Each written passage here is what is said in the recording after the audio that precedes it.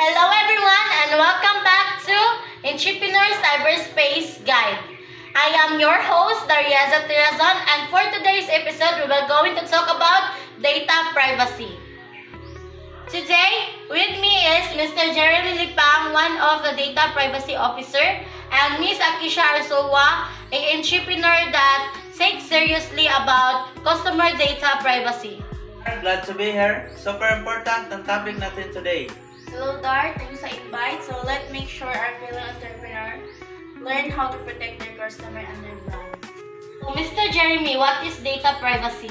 In simple terms, data privacy means protecting any personal data you collect from your customers like their name, address, or email, or payment details. Bilang entrepreneur, we are responsible to securing this information. And not just to avoid penalties, it's also about building trust. If your customers know their data is safe with you, they more likely to come back and refer others. Minsan kasi, lalo na sa small business, akala nila hindi applicable sa kanila yung data privacy laws.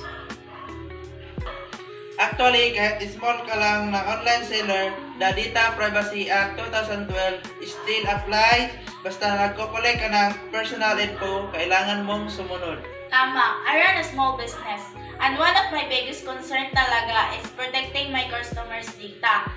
Kaya we use tools like SSL certificates, secure payment system, and limited access to customers' database.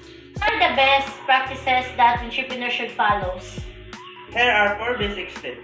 First, encrypt your data using HTTPS and SSL. Then, you need to ask for consent kapag kukuha ka ng data sa inyong customer, especially if it is marketing. And don't forget to train your staff about handling. Lastly, keep only necessary data that you need. Huwag mag-impact ng sobra kung di naman kailangan. Also, be clear sa privacy policy mo. Clear dapat kung paano gamitin yung info ng customers. Thank you so much, Mr. Jeremy and Ms. Akisha. That was super insightful. Thanks, Dar. I hope more entrepreneurs understand that data privacy are not optional, it is must. Agree. It's part of running a responsible and modern business. So much, Mr. Jeremy and Ms. Akisha, and to all our listeners. That ends our second episode for Entrepreneur Cyberspace Guide. Don't forget to click the description below for the important references and links. Kita-kits sa next episode. Bye!